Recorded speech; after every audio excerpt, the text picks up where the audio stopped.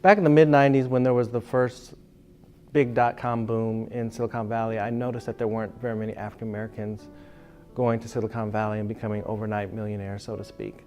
And that was one of the things that drove me to want to become a role model in engineering and computing, because I didn't see that many existing. And that's one reason why I wanted to pursue my Ph.D. in electrical engineering, so that I could become a role model and help educate more African Americans. And one thing I've observed and I know, and I've tried to help with, is there is a lack of role models in the African American community in science, engineering, technology. So we have a lot of African American role models in entertainment, in athletics, and maybe even business to some degree, but not that many in engineering and science. So it was kind of interesting when I graduated from the University of Kansas with my Ph.D. in electrical engineering in 1999. I was the first African American to receive a Ph.D. in electrical engineering from KU, and we think maybe the first American-born African American to get their Ph.D. And that was a university that was over 100 years old. And I've seen over and over again, a lot of times myself or some of my minority students are pioneers. And I think it's taught me to make sure I don't place limits on myself, because I think one reason why there aren't more of us pioneering is because we've been told by society what we can or can't do. And again, it goes back to not seeing role models and doing pioneering things, and we fail to realize we can do some of the same things.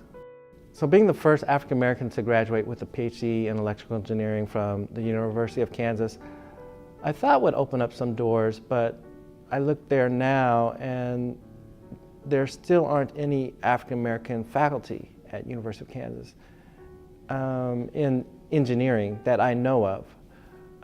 There may be emeritus faculty. And I'm not sure how many others African Americans after me have come and got their Ph.D.s in either electrical engineering and computer science. Although they have made some efforts, and I believe there are some African American graduate students. But the issue of the lack of Ph.D.s in engineering and science, it goes even farther back than just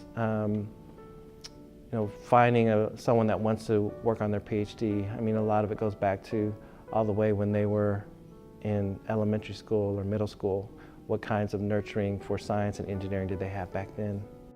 So right now, to fulfill diversity in the technology industry, there's a lot of challenges. As far as universities, there's a lack of underrepresented minorities and even women in the engineering fields that are faculty members. Because in academia, once one position opens up, there might be 200 or 300 people or less applying for that job, and then that person normally, if they get tenure, have that job for life. Also, when there is a search for a faculty member, a lot of times people look for someone that looks like them or they can relate to, rather than embracing the fact that people from different backgrounds bring a broader perspective on problems.